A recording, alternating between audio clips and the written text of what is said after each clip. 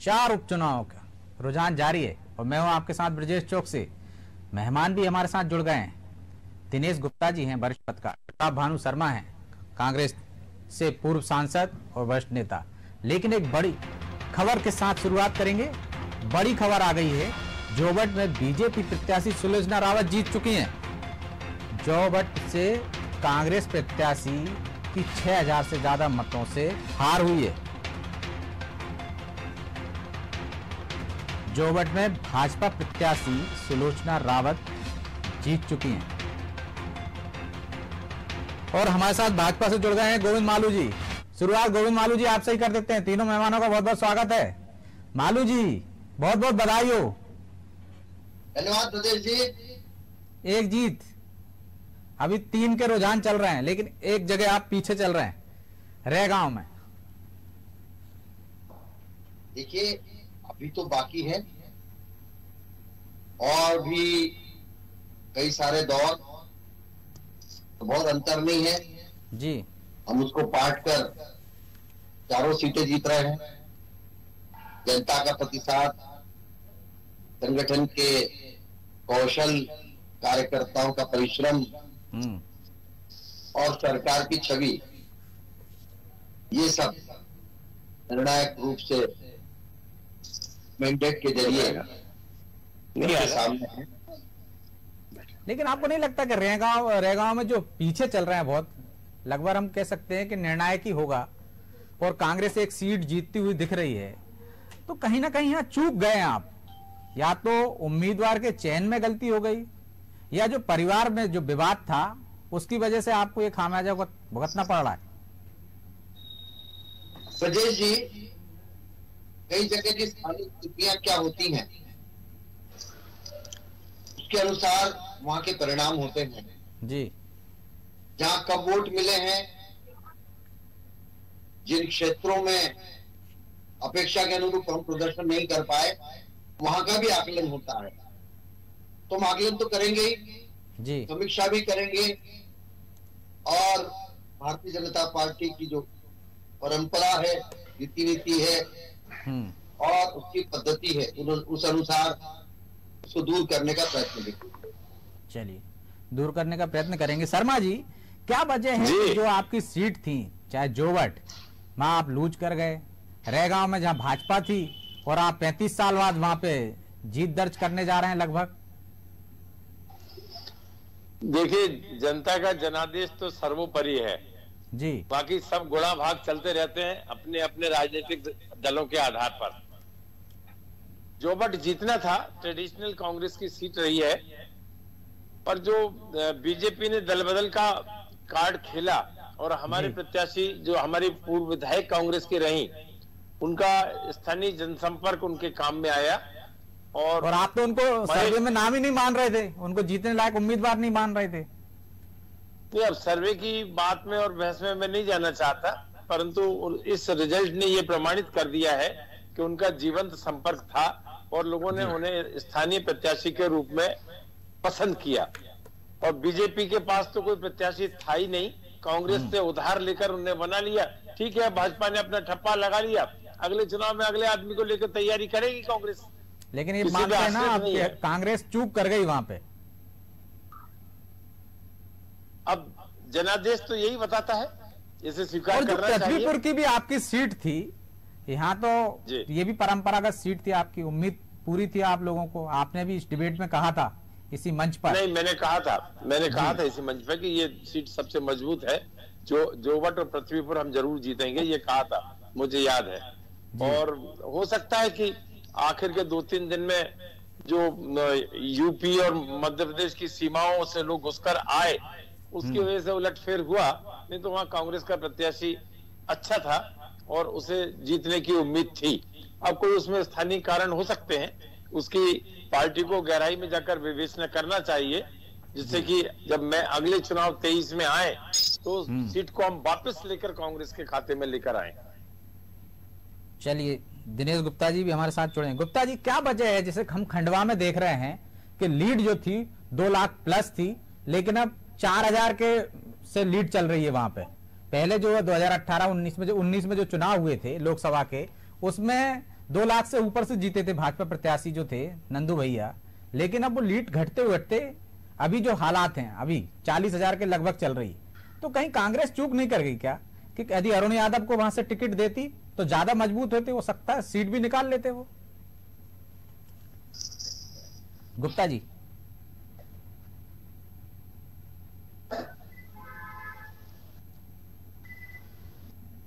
गुप्ता जी आप मुझे सुन पा रहे हैं? दिनेश गुप्ता जी, आवाज नहीं जा रही लगता है जी। शर्मा जी, आपको नहीं लगता कि खंडवा में कहीं ना कहीं गलती हो गई, रणनीतिक रूप से चूक हो गई? यदि अरुण यादव होते तो ज्यादा मजबूती से लड़ते, हो सकता सीट निकाल भी लेते। हाँ, हो सकता था कि उनके कंपैरेटिव में वो ज्यादा युवा और ताकत से चुनाव लड़ सकते थे, और वो ट्रेडिशनली सुभाष यादव के प्रभाव की सीट रही है। पर राजनारायण भी एक वरिष्ठ और अच्छे साफ छवि के उम्मीदवार कांग्रेस के थे, और 2.5 लाख से लीड यदि 40-50 हजार पे आई है तो उसमें उनका व्यक्तित्व भी झलकता है, उनका कृतित्व भी झलकता है, और जनता की नाराजगी भी झलकती है। ब्रजेश जी, सर आपने नाराजगी की बात की है, हमने इसी मंच पे भी बात की थी कि मुद्दे क्या हैं? मुद्दे हैं महंगाई है, बेरोजगारी है, कोरोना काल है। आपको नहीं लगता कि यदि 3 जीत रही है सीटें, जीतने के करीब है, या वो इतने मार्जिन से आगे चल रही है कि संभावना यही जताई जा सकती है कि जो रिजल्ट आएगा आज अभी परिस्थिति में बात करें तो जीत सी दिख रही है, तो ये मुद्दे कहां गए? ये सब गौर हो गए, ये मुद्दे हैं ही नहीं। नहीं, इन मुद्दों ने तो काम किया, तभी तो लीड घट के 2.5 लाख से 40,000 50,000 पे आ जाएगी। और ये सीट जो जोवट की है, ये भी हमें कांग्रेस को जीतना थी, पर प्रत्याशी के कारण, क्योंकि वो प्रत्याशी अन मौके पर डिफेक्ट कर गई और उनका संपर्क वहां बेहतर था, ये हमें स्वीकार करना चाहिए। तो नहीं तो वो सीट भी ट्रेडिशनल कांग्रेस की सीट है। और जहां तक मुद्दों का सवाल है, मुद्दे तो कांग्रेस ने जम के उठाए, कार्यकर्ताओं ने भी मुद्दे उठाए, चाहे वो महंगाई का हो, चाहे वो बेरोजगारी का हो, चाहे वो कोविड से प्रभावित होने वाली हो, चाहे वो किसानों को खाद बीज ये नहीं मिल रहा, किसानों के बड़े मुद्दे उठाए हैं। अब उसमें उसी का परिणाम है कि हमें जीत मिलना चाहिए, तो नहीं मिली। तो अब लीड तो घट के 1/4 रह गई इनकी। पर ये बीजेपी के लिए चिंता का विषय होना चाहिए कि जो पूरी सरकार लगी हुई थी, पूरा उनका संगठन लगा हुआ था, और 40 मीटिंगें उनकी हो गई, इसके बाद यदि लीड घट के 40-30 हजार पे आती है लोकसभा में, खंडवा में, तो क्या मायने है हमारा? हम तो जीत की ओर बढ़ रहे हैं, मुद्दों पे उठाएंगे, अगले चुनाव में वो सीट हम वापस कांग्रेस में लेके आएंगे मुख्य चुनाव में। ये आप मानते हैं कि मुद्दे भी थे, कार्यकर्ताओं ने मेहनत भी की, लेकिन रणनीतिक रूप से कहीं चूक हो गई, कांग्रेस वैसी रणनीति नहीं बना पाई? नहीं, चूक तो नहीं मानता मैं जी। जनादेश को, जनमत को चूक हम कैसे कहेंगे, परंतु जनता की भावना सर्वोपरि है। और हो सकता है जो सब लोग जानते हैं, और अधिकतर सभी पत्रकारगण, हमारे सम्मानीय बंधुगण यही कहते हैं कि बाई इलेक्शन के रिजल्ट सत्तारूढ़ पार्टी के पक्ष में जाते हैं, क्योंकि जनता को ये मालूम होता है कि अगले 1.5-2 साल तक तो नहीं रहना है, इनसे जितना बने उतना काम करा लो। और ये महंगाई और जो मुद्दे हैं बेरोजगारी के, हो सकता है हम उतना प्रभावी तरीके से लोगों तक नहीं पहुंचा पाए हो, ये भी हम स्वीकार करते हैं। पर और ज्यादा मुस्तैदी से चुनाव लड़ेंगे, ज्यादा इन मुद्दों पे एक्सपोज करेंगे।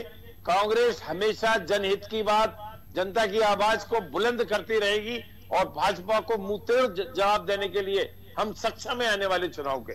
जी दिनेश जी, आपको मेरी आवाज मिल रही है? दिनेश जी कनेक्ट नहीं हुए ब्रजेश जी अभी तक? नहीं, हमारी टीम लगी हुई है सर, उनसे संपर्क सर। मालू जी की भी सुन ले। मालू जी खा रहे हैं, मिठाई खा रहे हैं। शर्मा जी कह रहे हैं कि आपकी लीड घट गई है, मतलब मेहनत तो आपने की, आपने मंत्रियों को झोंक दिया, पूरा संगठन लगा रहा है, सीएम लगे रहे, इसके बावजूद भी उतने मार्जिन से सफलता नहीं मिली जितनी मिलना चाहिए। हालांकि जीत एक वोट से भी हो, जीत कहलाती है, तो आपको भी विचार करने की जरूरत है 2023 से पहले। अग्रज और प्रदेश के वरिष्ठतम नेता जी माननीय प्रताप भानु जी ने बहुत साफ गोई के लिए भी जाने जाते हैं, और उन्होंने बड़ी साफ गोई के साथ कई सारी बातें कही, हमारे लिए भी कही, उनके लिए भी कही। उनमें से कुछ बातें मैं चुनता हूं जिससे मैं इत्तेफाक भी रखता हूं, और निश्चय ही उन्होंने जो हमको प्रेरणा दी है, मार्गदर्शन दिया है, हम उसकी प्रशंसा करते हैं और हम चाहते हैं कि जहां पर हमें कम वोट मिले हैं उसका भी आकलन हमें करना चाहिए, निश्चय ही करना चाहिए। यदि कहीं लीड घटी है तो क्यों घटी है, और हम किन क्षेत्रों में कमजोर रहे हैं तो क्यों रहे हैं। यह हर राजनीतिक दल को चुनाव जीतने के बाद भी, हारने के बाद भी इंट्रोस्पेक्शन, तभी वो आगे बढ़े मजबूती ढंग से बर्ताव, और जीत की भी जो बाधा आती है वो भी दूर। तो ब्रजेश जी, कुल मिलाकर जीत होती है 1 वोट से जीत, 10 वोट से जीत, 1 लाख से जीत जी। अभी सामने परिणाम की बात करें, कम मिले वोट, ज्यादा मिले, और जहां तक आदिवासी क्षेत्रों में जिस ढंग से कांग्रेस ने बहुत ही एक सरकारी ताकतों के साथ मिलकर एक प्रोपेगेंडा चलाकर, जी, अफवाह फैलाकर उनको भारत की मूल धारा से तोड़ने का काम किया, तो पहली बार हमने अपनी रणनीति का नाबूद किया है। आदिवासी क्षेत्रों में हमें अच्छा समर्थन मिला। हमारे कांग्रेस के साथी गैस के बलबूते पर सपना देख रहे थे, लेकिन पर उनको भरोसा नहीं। हम आदिवासी क्षेत्रों में हमने रिटेन किया है और हमने फिर विश्वास पाया है। मैं उसके लिए के कार्यकर्ताओं का और पार्टी के कार्यकर्ताओं के साथ युवाओं का भी धन्यवाद करूंगा। जहां तक रेगांव का सवाल है, अभी हम पिछड़ सकते हैं, परिणाम के मुहाने पर पहुंचे, वहां भी अच्छी उम्मीद थी, अच्छे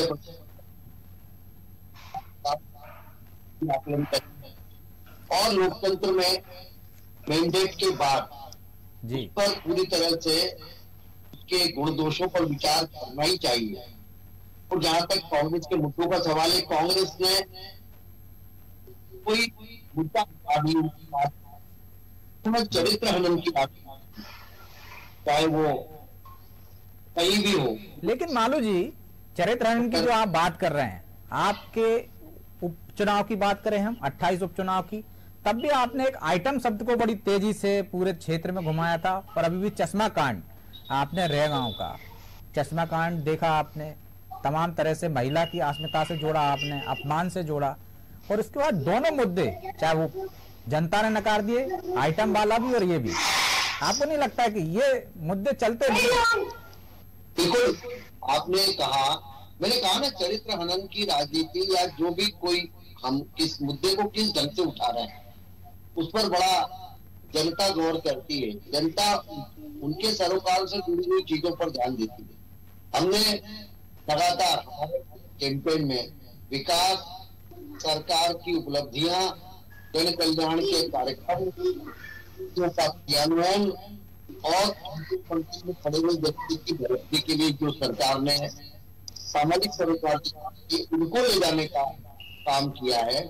हमने व्यक्तिगत चीटा केवल फोकस किया है विकास पर, सुशासन पर और हमारी अस्मिता और हमारे अस्तित्व पर। क्षेत्रों में सभ्यता की बात की, प्रमाण के खिलाफ एक माहौल नहीं होना चाहिए, जागरूक किया। तो हमने चुनाव की दृष्टि से भी और भारत की एकता अखंडता की दृष्टि से भी जो काम किया है। आपकी आवाज में भी कुछ डिस्टरबेंस आने लगा मालू जी, मैं आपके पास फिर लौटूंगा।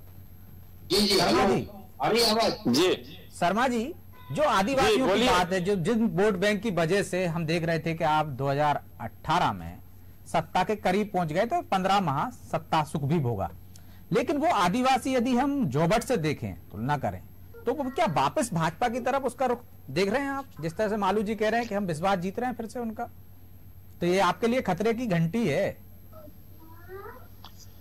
नहीं, ये आपकी बात सच है ब्रजेश जी, कि आदिवासियों के कट्टर समर्थन के कारण ही हमें सरकार बनाने का 2018 में मौका मिला था और अधिकतर आदिवासी सीटों पर कांग्रेस प्रत्याशियों की जीत हुई थी जी। और आज भी उन क्षेत्रों में जो आदिवासी बाहुल्य है, कांग्रेस मजबूत है और मजबूती से आधार को आगे बढ़ाएगी। और भाजपा के पास तो वहां प्रत्याशी नहीं मिलते। हमें चूक कहां हुई है, या हमारे कांग्रेस के प्रत्याशी को इन्होंने एन मौके पर तोड़कर भाजपा में मिला लिया और उसे प्रत्याशी बना दिया, उसका नुकसान हमें भुगतना पड़ा है। पर जब जनता के सामने आएगा कि भाजपा दल बदल की राजनीति ही मध्य प्रदेश में करके सत्ता में रहना चाहती है, एन केन प्रकारेण साम दाम दंड भेद सभी को अपना कर और भ्रष्ट आचरण अपना कर, ये हमारे आयारम गैरम कभी नहीं होता मध्य प्रदेश में, खरीद फरोख्त कभी नहीं होती थी। जब आदिवासी भी ये समझेगा, क्योंकि वो तो मूल निवासी है इस स्थान का, मूल स्थान है मध्य प्रदेश में, मध्य प्रदेश के जंगलों में, मध्य प्रदेश के झाबुआ और धार झाबुआ सब इलाकों में, उधर सीधी सतना तक पहुंच जाइए आप। तो वो आप ये कह रहे हैं मतलब आदिवासियों का भरोसा कांग्रेस पर ही है, वो तो दल बदल के कारण ये सीट जीत रहे हैं। हाँ, बिल्कुल मेरा कंक्लूजन यही है। आपको विचार करने की जरूरत है कि आप जो अपराध के जो मामले हुए थे, अपराध हुआ था, विचार करने की जरूरत उठाया, विचार करने तो मुद्दे को कारगर साबित नहीं हुए। विचार करेंगे, एक एक सीट की समीक्षा होगी, जीत हार में कहां अंतर रह गया, किस जगह कम वोट मिले, क्या कमी रह गई, क्या हम अपने वोटर को मतदान तक नहीं ले जा पाए, या हम अपनी बात को हमारे आदिवासी भाई या अन्य मतदाता भाइयों को नहीं समझा पाए। प्रदेश कांग्रेस कमेटी को गंभीरता से इसकी समीक्षा करना चाहिए। जैसा मालू जी ने कहा कि भाजपा भी इस बात को करेगी, कांग्रेस भी करेगी, मैं उनके इस बात का सम्मान करता हूं। जहां भी जिस राजनीतिक दल को कोई नुकसान हुआ है, अपनी विवेचना तो उन्हें करना ही चाहिए, जिससे कि आगे उसकी पुनरावृत्ति ना हो और हम मजबूती से फिर वापस जनता का विश्वास अर्जित कर सकें। विवेचना तो कांग्रेस भी करेगी, भाजपा भी करने की बात कर रही है। हमारे साथ जुड़ गए हमारे पॉलिटिकल एडिटर मनोज वर्मा।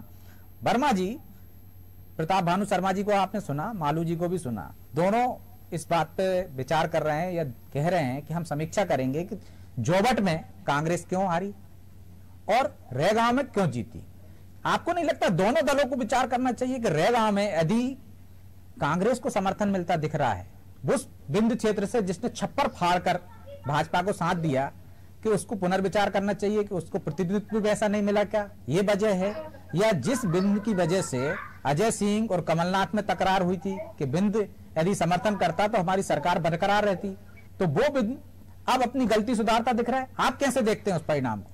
देखिए, सबसे दिलचस्प बात है, कल्पना वर्मा जो हमको पता है कि अजय सिंह की समर्थक मानी जाती है, 2 बार भी जब उनको टिकट मिले थे तो अजय सिंह की सिफारिश पर मिले थे, और इस बार भी अजय सिंह ने अगर पूरी ताकत झोंकी थी तो वो पूरे रेगांव में, तो उन्होंने तो खुद को साबित किया कि जैसा उन्होंने पहले भी कहा था कि अगर बिंद के लोगों पर भरोसा नहीं किया गया तो शायद उनकी अपनी पीड़ा भी थी कि जिस प्रकार 2 हार के बाद पार्टी ने उनको अकेला छोड़ दिया था, तो उन्होंने तो खुद को साबित कर दिया रेगांव में कि बीजेपी जैसी मजबूत टीम, क्योंकि बीजेपी ने आखिरी चुनाव 1985 में हारा था और 91 के बाद से 21 साल बाद बीजेपी अगर उस चुनाव को हारी उनकी गढ़ में, मनोज जी 77 में, तब जनता पार्टी वहां से चुनाव जीती थी। बिल्कुल, और एक बार सिर्फ 2 बार भी चुनाव जीत गई है। इसके बाद देखिए 10 चुनाव हुए उस पर, अभी तक 5 बार बीजेपी जीती, 2 बार कांग्रेस और 3 बार अन्य दल, जिसमें जनता दल भी है, जिसमें बसपा भी है। तो अगर कांग्रेस अच्छा कर रही है वहां पर, तो निश्चित तौर पर ये बीजेपी के लिए खतरे की घंटी, क्योंकि बिंद अकेला क्षेत्र है 2018 में जिसने बीजेपी का भरपूर साथ दिया था, और बीजेपी जो सरकार पलटने की स्थिति में आ गई थी वो शायद बिंद के कारण थी। लेकिन आप देखिए कि जब मंत्रिमंडल विस्तार की बात हुई थी तो ये बार बार कहा गया था कि बिंद की अपेक्षा हुई। ये बात जरूर है कि विधानसभा अध्यक्ष फिर आपने वहां से देकर उसकी भरपाई करने की कोशिश की, लेकिन शायद उतना नाकाफी था, क्योंकि मंत्रिमंडल में शायद और स्थान वहां से मिलना चाहिए था। और मुझे लगता है कि रेगांव के नतीजे के बाद ये शायद हो सकता है कि बिंद को एक नए सिरे से प्रतिनिधित्व मिले। लेकिन कांग्रेस के नजरिए से एक और चीज है कि अगर जोबट जैसे गढ़ में आप, क्योंकि जो 2 बार ही बीजेपी जीती है, और अगर आप वहां हार रहे हैं और आपको ऐसा उम्मीदवार था, क्योंकि सुलोचना रावत के बेटे विशाल रावत ने खुद को साबित किया था 2018 में, निर्दलीय चुनाव लड़े थे, 32,000 के आसपास वोट वो ले गए थे, और कांग्रेस उम्मीदवार कलावती भूरिया 2000 वोट से जीती थी। तो आप देखिए इस चुनाव में कि जो हम सोच रहे थे कि जो बीजेपी ने जो लगा कि जो उनको एक तरह से सांत्वना वोट की एक उम्मीद थी या सहानुभूति की, तो वो कांग्रेस को पृथ्वीपुर में नहीं मिली, रेगांव में नहीं मिली बीजेपी को, हालांकि बागरी दूसरे परिवार की थी, लेकिन खंडवा में ये जरूर कहा गया था कि नंदू भैया का उत्तराधिकारी है वो, लेकिन नंदू भैया 3.25 लाख वोटों से जीते थे। और ये जो मार्जिन है वो भी ऐसी स्थिति में कि जब एक ऐसा उम्मीदवार सामने था जिसके बारे में कहा गया कि उन्होंने अपना आखिरी चुनाव 2 दशक पहले लड़ा था, कुछ महीने पहले उनका बेटा चुनाव हार गया, और अगर इतनी मजबूत अगर टक्कर दे रहे और शायद अगर अरुण यादव पर भी कांग्रेस दाव लगाती तो शायद नतीजा कुछ और भी हो सकता था। तो शायद दोनों दलों को अपनी रणनीति में विचार करना होगा। 2 जगह रणनीतिक रूप से चूक कर चुकी है, एक खंडवा में और एक जोबट में, नहीं तो परिणाम कुछ और होते उसके फेवर में। बिल्कुल निश्चित तौर पर, और जैसे हमने कई बार जिक्र किया है कि कांग्रेस को भी पता था कि इन 4 सीटों पर उपचुनाव 6 महीने में होना है, बीजेपी को भी पता था, तो तब आप उम्मीदवार घोषित कर देते, लेकिन बीजेपी ने आखिर तक उम्मीदवार किया। और आप देखिए 2 आयातित उम्मीदवारों पर उन्होंने दाव लगाया जो सही साबित हुआ, लेकिन जो 2 खुद के उम्मीदवारों पर दाव लगाया तो एक खंडवा में थोड़ी कमजोर पड़े, और हम देख रहे हैं कि रेगांव का नतीजा। तो शायद प्रत्याशी चयन में दोनों पार्टियों ने चूक की है। मालू जी, दोनों पार्टियों ने प्रत्याशी चयन में चूक की है, तो आपको नहीं लगता जो मनोज जी कह रहे हैं भिंड में आपको जो खतरे के संकेत मिले हैं उस पर पुनर्विचार करना चाहिए कि जिसने छप्पर फाड़ कर दिया आपको समर्थन और कांग्रेस को सत्ता से दूर रखने में मदद की आपकी, और उस भिंड में अब आप हार रहे हैं? देखिए ब्रजेश जी, जब परिवार के व्यक्ति को टिकट दिया जाता है तो लोग वंशवाद परिवारवाद का आरोप लगाते हैं जी। जब पार्टी के कार्यकर्ता को इसलिए देता है कि वहां परिवारवाद वंशवाद का आरोप न लगे, तब नई बात आती। देखिए तो क्या होता है, लेकिन मानो जी राजनीतिक दल कब से आरोपों से, वो तो जीत का एक उनका लक्ष्य होता है कि जीतना चाहिए, जीत वाला उम्मीदवार होता है, वो आरोपों की परवाह कब करते हैं? और दूसरा मध्य प्रदेश में बुआ शिवराज कैबिनेट में है और भतीजा मोदी कैबिनेट में मंत्री है, चाहे खंडवा हो चाहे रेगांव। लालू जी, मध्य प्रदेश में बुआ शिवराज कैबिनेट में मंत्री है और भतीजा मोदी कैबिनेट में मंत्री है। ऐसे बहुत उदाहरण है वर्मा जी। बिल्कुल, वो तो टिकट नहीं देना होता तब राजनीतिक दल ऐसा कह देते हैं कि परिवारवाद को बढ़ावा नहीं देते, तो जीत अंतिम लक्ष्य होता है, जीतने वाला प्रत्याशी को टिकट देंगे। जी मालू जी। मनोज जी जी मालू जी, आप अपनी बात पूरी कीजिए। लड़के को टिकट नहीं दिया, उनको टिकट दिया, तो रणनीति में चूक नहीं कह सकते स्थानीय। लेकिन मालू जी, अगर पिताजी पार्टी का राष्ट्रीय महासचिव और बेटा विधायक है तो वंशवाद तो ये भी है ना। जरूरी नहीं है कि दोनों सांसद विधायक हों, लेकिन एक पार्टी में अहम पद पर है पिताजी और बेटा अगर है तो ये भी तो एक उदाहरण है, और आपके इंदौर का उदाहरण है। पिताजी बढ़िया चुनाव नहीं लड़ाया, बेटे को लड़ाया, राष्ट्रीय महासचिव तो है। मैं आपको कह रहा हूँ पार्टी आप बदलते है। अब अगले चुनाव में देखना, आप कोई भी परिवार के लोगों को टिकट भी जाएंगे, वो तो 2023 में देखेंगे ना मालू जी। अभी तो जो हालात है उस पर बात कर लें। तो अभी फिलहाल ये जो 4 सीटों के परिणाम, हमारे पास 2 सीटें थी, 2 सीटें कांग्रेस के पास थी, 2 हमारे पास थी, लोकसभा और 1 विधानसभा। हमने गेनिंग किया, हमने प्राप्त की है, और हमने जो सीटें हमारे पास थी उसमें 1 खोई है, 1 पाई है, 2 रिटेन की है जी। तो 2 सीटें जो हमारी हारी हुई थी प्राप्त की, हमने 1 खो दी लेकिन 1 रिटेन की। इस लिहाज से भारतीय जनता पार्टी बस में रही और उनके परिणाम आकलन क्या कमजोरी रही है, क्या हमने ऐसा नहीं लगता मालूम चाहिए ना। बिंदु को 2 सीटें जो आपने अर्जित जो छीनी है कह सकते हैं, तो वो तो उम्मीदवारों का बहुत बड़ा योगदान, क्योंकि शिशुपाल यादव तो पिछली बार दूसरे नंबर पे थे समाजवादी पार्टी से, और आपका उम्मीदवार चौथे नंबर पे था 15,000 वोट लाकर पृथ्वीपुर में। मैंने कहा रणनीति थी कि नहीं पार्टी के चुनाव। शर्मा जी की बात का समर्थन कर रहे हो आप? क्या आप दल बदल करके और इस तरह से हथकंडे अपनाकर ही जीतेंगे? यही अब इनकी रणनीति हो गई है। जीतने के लिए उम्मीदवार और जो पार्टी का व्यापक विस्तार हो रहा है, सर्वव्यापी सर्वग्राही सर्वस्पर्शी भारतीय जनता पार्टी, कांग्रेस भारतीय जनता पार्टी। ब्रजेश जी, इनके चाल चरित्र चेहरे का क्या हुआ? वो तो आप लोग वहाँ पहुंच गए ना। अब कांग्रेस तो बीजेपी हो रही है, कांग्रेस युक्त बीजेपी हो गई। तो वो बाहर हो जाएगा थोड़ा सी। कौन? पता वो बाहर हो जाएगा पार्टी मूल रूप से वो वही काम करेगा, जाना और रहना तो करना पड़ेगा हमारे यहाँ की पद्धति को, संस्कार को, सभ्यता को। और जो नहीं कर पाएगा वो चला जाएगा बाहर वापस। आने जाने का क्रम तो चला करता है, तो हम थोड़ी करते हैं। जो आएंगे हमको मदद करके कांग्रेस में संभव है, पार्टी में संभव, हमारे यहाँ संभव। लेकिन आपको नहीं लग रहा मालू जी कि अगर 15 महीने पहले आए प्रभुराम चौधरी की कीमत गौरी शंकर सेजवार चुकाते हैं, जयंत मलैया प्रद्युम्न लोधी की कीमत चुका रहे हैं, तो पार्टी का चाल चरित्र, चेहरा और कुटुंब विस्तार जो आप कर रहे हैं, तो अपनों को छोड़कर आप नयों को गले लगा रहे हैं, तो अपनों को भी साथ लेके चलने में कोई परेशानी है क्या? मनोज जी, अपनों को साथ लेके चलते हैं, खूब देती है पार्टी, लेकिन कभी कभी कुछ रणनीतिक फैसले लेना पड़ते हैं। राजनीतिक उन्नयन के लिए, उनकी परिस्थितियों के लिए उस समय उनको थोड़ा सब्र करना चाहिए। खूब मिला है क्या मलैया जी को या डॉक्टर सेजवार को, क्या पार्टी ने नहीं दिया?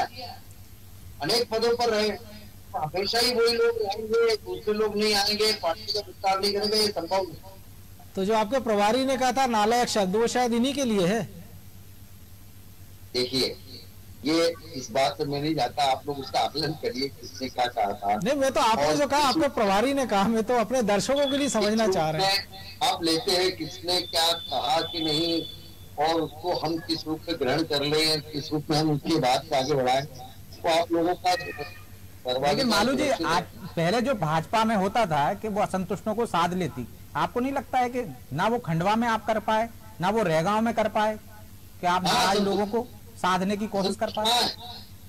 असंतुष्ट कहाँ है? कोई असंतुष्ट नहीं, तो ये मार्जिन कैसे कम हो गए फिर खंडवा में? देखिए, कम होना जाना, ये उम्मीदवार, देखिए वो हैवी वेट उम्मीदवार नंद कुमार सिंह चौहान हुआ करते, नए उम्मीदवार, उनको पूरे क्षेत्र में परिचय होना, और उसके बाद पार्टी के लोग लगे। मैंने कहा ना, कुछ कई जगह के स्थानीय कारण भी होते हैं, उसके कारण कई मार्जिन कम ज्यादा होता है, उसके लिए हम प्रयास करेंगे। लेकिन हमारा कहीं भी जनाधार घटा नहीं, हमने ज्यादा, हमारा पिछली बार से जो तीनों जगह जो वोट मिले, हमको चारों जगह पिछली बार से ज्यादा। शर्मा जी, आपको लगता है कि आपके लिए खुश होने की भी जगह है कि रेगांव से यदि आप जीत की तरफ बढ़ रहे हैं, यदि जीतते हैं तो बिंद आपकी तरफ वापस आता दिख रहा है, तो ये अच्छे संकेत हैं। लेकिन क्या आपको लगता है कि अब संगठन में भी कुछ उस हिसाब से रणनीति बनाना चाहिए? जिस तरह से बिंद को लेकर टकराव चल रहा था, अजय सिंह ने साबित कर दिया, तो उनको भी मौका मिलना चाहिए अब, ताकि बिंद फिर समर्थन में खड़ा हो कांग्रेस के। नहीं, रेगांव की जीत ने बिंद में कांग्रेस की परचम फहराने का एक मौका दे दिया, एक अच्छा अवसर मिल गया है कांग्रेस को। और बिंद काफी समय से, वर्षों से कांग्रेस का ही गढ़ रहा है। बीजेपी तो अपनी पहचान भी वहां नहीं बना पाई थी, पर धीरे धीरे बढ़ते गए, और पिछले विधानसभा चुनाव में सबसे ज्यादा सीटें बीजेपी को वहां मिली, और हमारी कांग्रेस को, हमको नुकसान वहां हुआ। पर अब जिस तरह से उन्होंने बिंद के लोगों से बर्ताव किया है, वहां की जनता नाराज है, उन्हें महत्व नहीं मिल रहा, प्रतिनिधियों को महत्व नहीं मिल रहा। तो रेगांव की सीट ने ये दर्शा दिया है कि कांग्रेस यदि उस इलाके में मेहनत करेगी तो मतदाता की वापसी कांग्रेस की ओर एक रास्ता खोल दिया रेगांव ने, और हम करेंगे उसको, क्योंकि बिंद हमेशा से कांग्रेस के माफिक रहा है। हमें ये नहीं भूलना चाहिए, जिस तरह की कोई कमी रही हो, संगठनात्मक कमी रही हो, टकराट में नहीं कहूंगा ब्रजेश जी, कोई कमी रही होगा कोऑर्डिनेशन में, मैं ऐसा मानता हूं, परंतु जिस नेता का प्रभाव जिस क्षेत्र में है उसको हमें वहां महत्व देना चाहिए, और आने वाले समय में हम देंगे उस चीज को, जिससे कि जनता का विश्वास जिसके साथ जुड़ा हुआ है वो नेता कांग्रेस की मुख्य धारा में और प्रदेश कांग्रेस कमेटी के जिम्मेदार फैसलों में अपनी अहम भूमिका निभाए। अभी आपने कल्पना वर्मा का टिकट अजय सिंह जी की अनुशंसा पर दिया, तो उसका परिवर्तन, उसका लाभ देखा, कांग्रेस जीती, बीजेपी की सीट को लाकर कांग्रेस की झोली में डाल दिया। तो इस तरह के जो ऐसे प्रभावशाली क्षेत्रीय नेता हैं या रीजनल लीडर्स जो हैं, उनको महत्व देकर आपको खड़े करने होंगे और उनके प्रभाव का उपयोग कांग्रेस आने वाले समय में लेगी, इसमें कोई प्रभाव का नहीं उपयोग है। आप एक तरफ कर रहे हैं, दूसरी तरफ नहीं कर रहे हैं। यदि अरुण यादव की उपेक्षा नहीं की जाती तो आपको लगता है वहां भी परिणाम कुछ फेवर में होते आपके? देखिए, अरुण यादव वहां से लड़ना चाहते थे और उसी हिसाब से तैयारी कर रहे थे। वो वर्तमान प्रत्याशी से बेहतर प्रत्याशी थे, इसमें कोई दो राय नहीं है।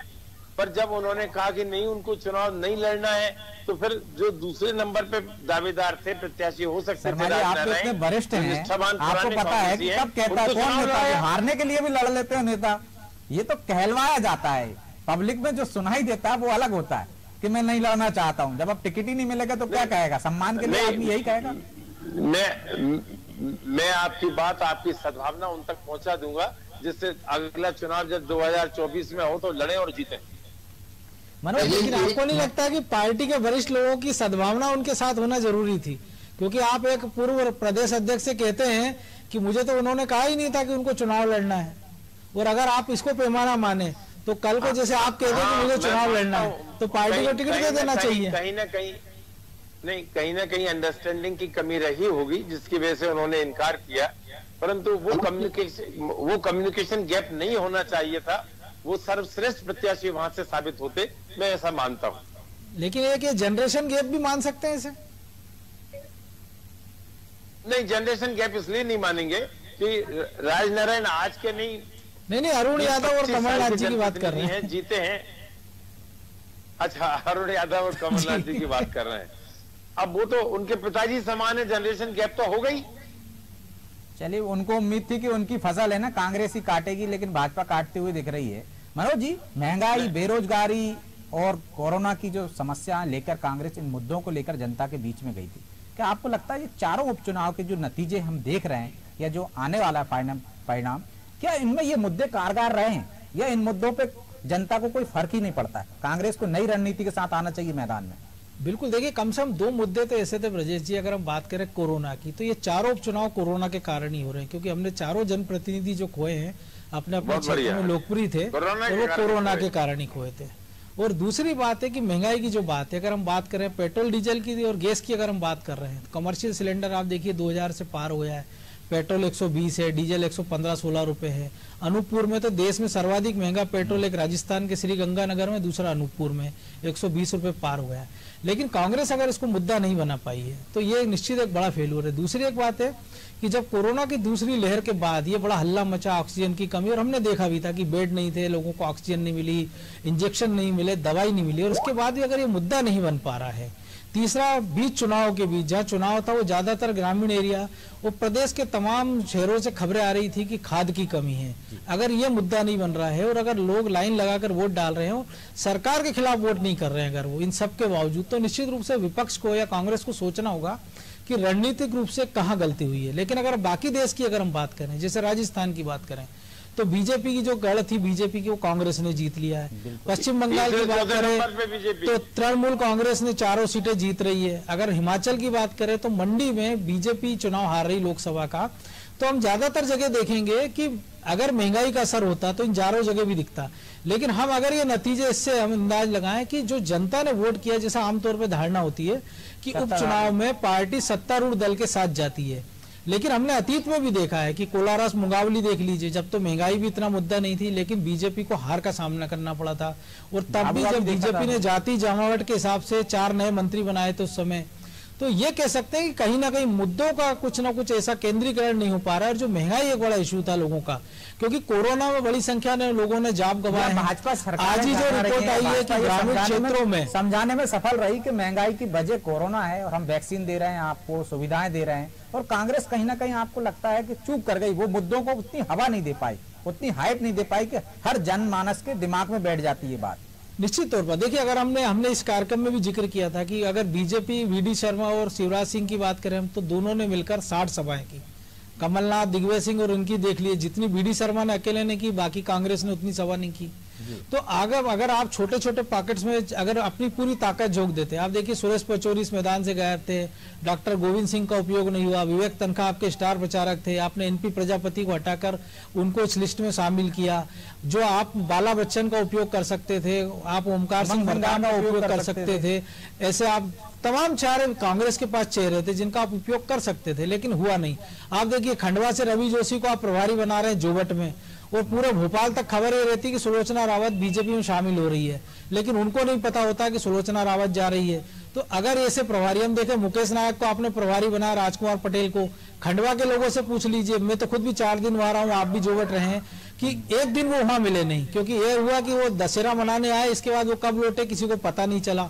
बीजेपी के नाम ने देखा हमने, मुझे एक मंत्री का नाम लेके बता रहा हूँ मैं, हरदीप सिंह डंग, उनको मेरे सामने उनके क्षेत्र के कार्यकर्ता ने फोन किया और कहा कि साहब आप तो खंडवा से चुनाव लड़ लेना, क्योंकि 22 दिन से आप वही हो। तो ऐसा डेडिकेशन अगर बीजेपी की कांग्रेस भी दिखा दी तो शायद ये नतीजे कुछ और अच्छे हो सकते थे, और हमने बेहतर हो सकते भी देखा है मनोज जी कि गोपाल भार्गव की धर्मपत्नी यहाँ भर्ती रहती हैं, लेकिन वो उनको देखने तक नहीं आते। बिल्कुल शर्मा जी, कहीं ना कहीं तो जो आप कह रहे हैं समर्पित कार्यकर्ता की बात एक होती है, वो समर्पित कार्यकर्ता वो आपके पास बचा नहीं है जो पार्टी के लिए इतनी मेहनत करे। नहीं, समर्पित कार्यकर्ता तो हमेशा समर्पित होता है। नेता को विश्वास जागृत करना पड़ता है और उसमें एक उत्साह भावना संचारित करना होती है, और वो कमलनाथ जी नहीं कर पा रहे लगता है। कमलनाथ जी ने बखूबी किया है, पर एक व्यक्ति पर से नहीं हो सकता ये काम। स्थानीय नेताओं का भी दबाव होता है, प्रदेश के जो काम का बंटवारा भी तो नहीं कर रहे ना पदाधिकारी होते हैं। ये क्यों करेंगे? नहीं, काम का बंटवारा तो है, पदाधिकारियों पर जिम्मेदारी है, वो उसका निर्वहन करें।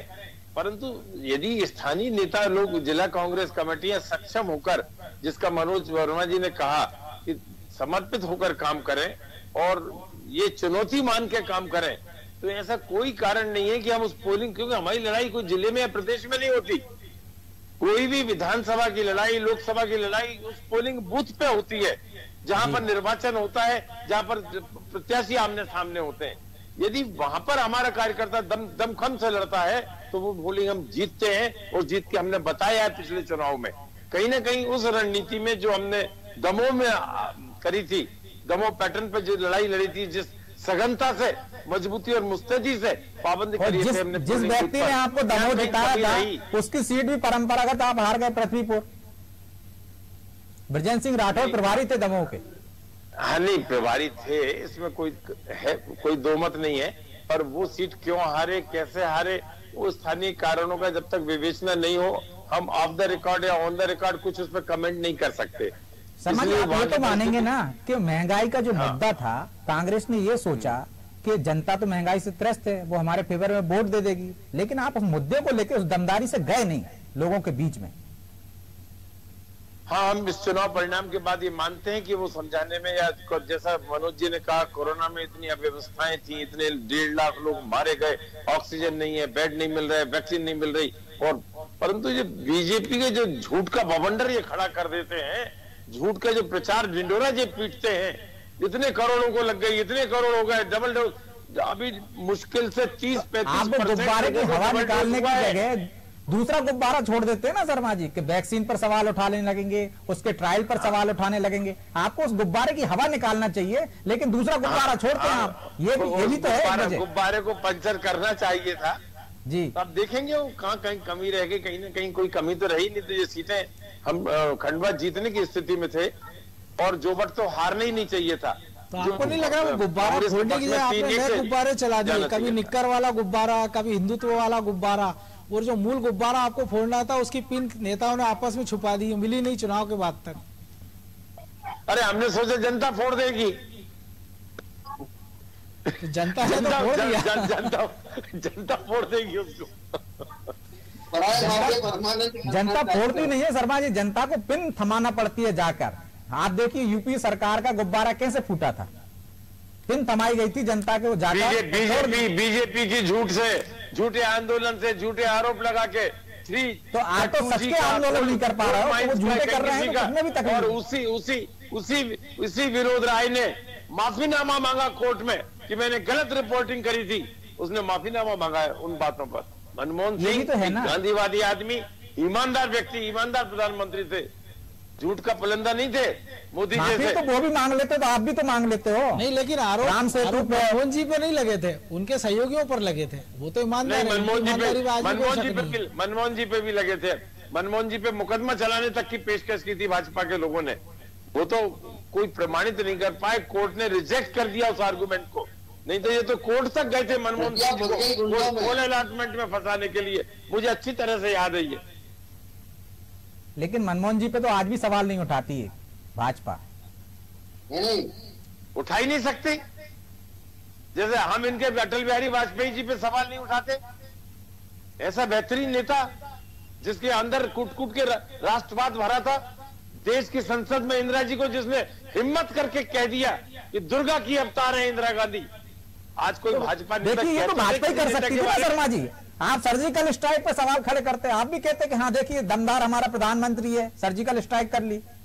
आप लोग क्या कहते हैं इसी पे? अरे ब्रजेश जी, सर्जिकल स्ट्राइक तो फर्जिकल स्ट्राइक थी। स्ट्राइक होती है 71 का बांग्लादेश और पाकिस्तान का बाहर, दुनिया के नक्शे पर एक नए देश का उदय कर दिया।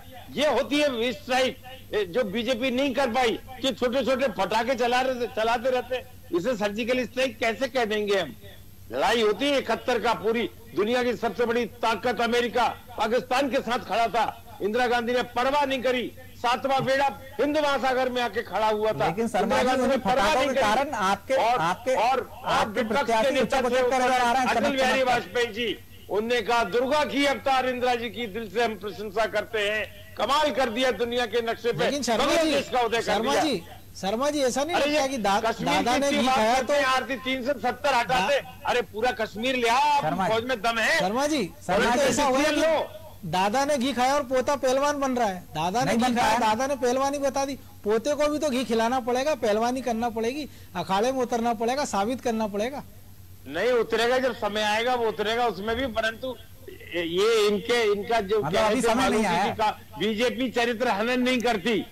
बीजेपी तो इंदिरा जी से लेके पंडित जवाहरलाल नेहरू जी का चरित्र हनन तक करती है, और कांग्रेस ऐसा कभी नहीं करती।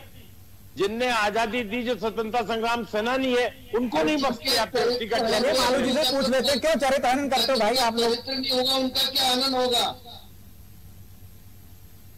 हम तो ऐसा है, कांग्रेस अरे मालू जी, कांग्रेस मुखौटा लगा के काम नहीं करती।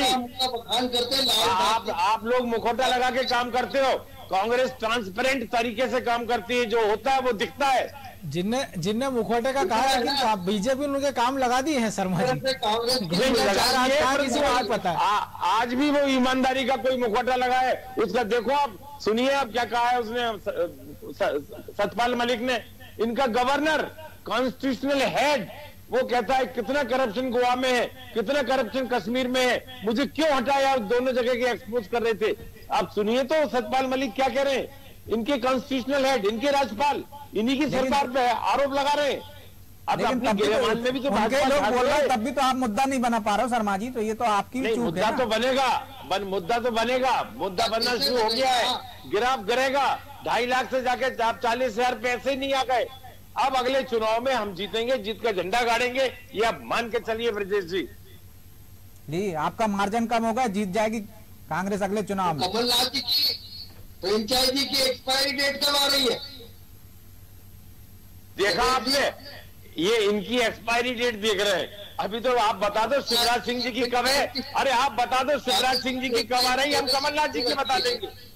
वो तो 3 चुनाव जीत के रिचार्ज हो रहा है, वैसे ही रिचार्ज कर दिया आपने। 3 चुनाव और कुछ कागज से लड़ लेते तो उनका रिचार्ज नहीं हो पाता। अब देखो, जो पेड टेलीफोन होता है या पेड मोबाइल होता है, उसे तो रिचार्ज करना ही पड़ता है, और जो पोस्ट पेड होता है उसे रिचार्ज की जरूरत नहीं पड़ती, उसका बिल समय समय पर भरता है, उसका समय समय पे चला जाता है। तो ये प्रीपेड वाले हैं, ये पोस्ट पेड है कि प्रीपेड? ये तो आने आपके शिवराज की बात कर रहा है, ये प्रीपेड वाले हैं, ये प्रीपेड वाले हैं। और आपने तो मालू जी कमलनाथ जी को रिचार्ज ही नहीं होने दिया, 15 माह में ही निपटा दिया। नहीं, वो प्रीपेड हो या पोस्टपेड, लेकिन उसमें सिग्नल आना चाहिए ना, नेटवर्क आना चाहिए। बहुत बेहतरीन स्पोक्स पर्सन है, कभी भी बिलो द बेल्ट हिट नहीं करते, मुद्दों पे बहस करते हैं, मैं उनकी प्रशंसा करता हूँ, इसमें कोई धन्यवाद। मैं आपको प्रणाम करता हूँ।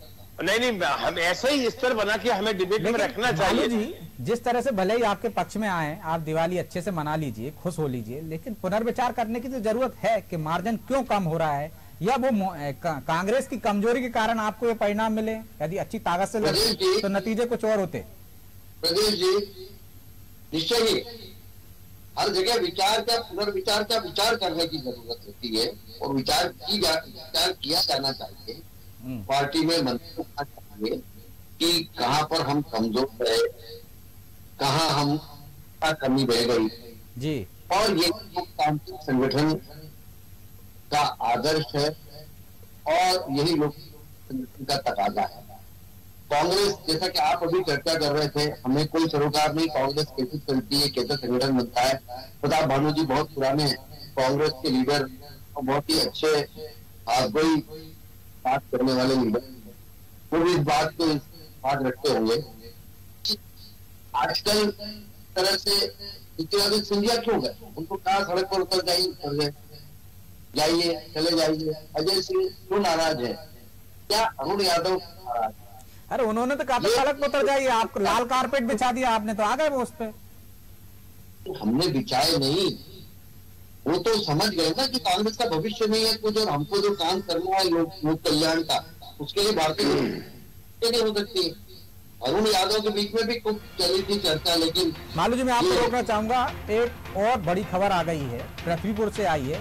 कांग्रेस प्रत्याशी बहुत पीछे हो गए हैं और निर्णायक बढ़त पर भाजपा प्रत्याशी दिख रहे हैं।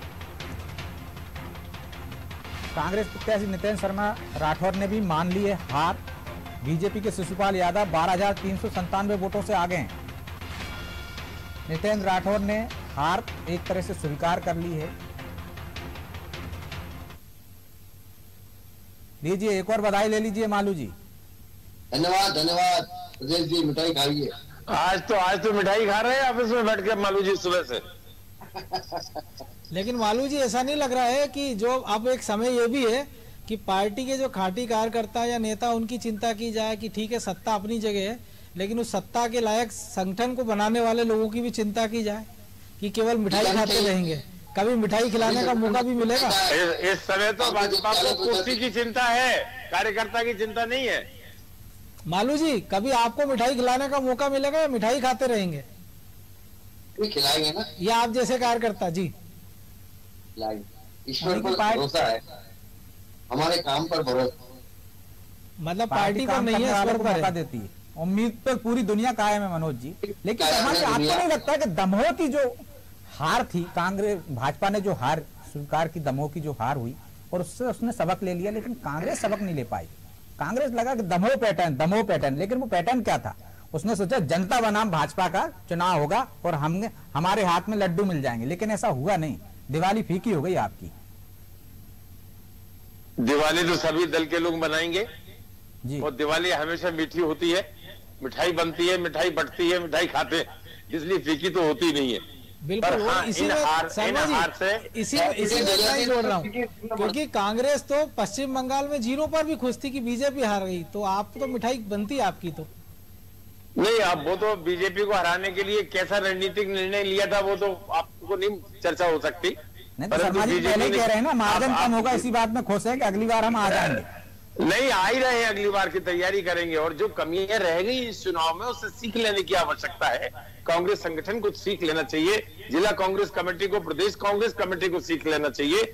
जो लोग बहुत चुनौती स्वीकार कर सकें, संगठन में कार्यकर्ता के महत्व को बढ़ा सकें, उनको आगे बढ़ाना चाहिए। जो भोपाल के चक्कर लगाते रहे या किसी की रिश्तेदारी बताकर अपना पद लेना चाहें, उनकी आज कांग्रेस में आवश्यकता नहीं है। वो दे जा रहे हो तो सीखती है, जो परिणाम आते हैं उससे सबक लेती है कांग्रेस। नहीं, बिल्कुल लेती है, उसका अध्ययन भी करते हैं। और जिस तरह से डिफेक्शन पिछले 15-16 महीने पहले हुआ, इतना आयाराम गयाराम का काम कभी नहीं हुआ था, भ्रष्ट आचरण बीजेपी ने करके बताया। तो अब आने वाले समय में हम इससे भी सावधान रहेंगे कि इस चुनौती को कैसे निपटा जाए, तो कैसे इतना बड़ा बहुमत मिले कि आयाराम गयाराम की राजनीति मध्य प्रदेश में बंद हो जाए।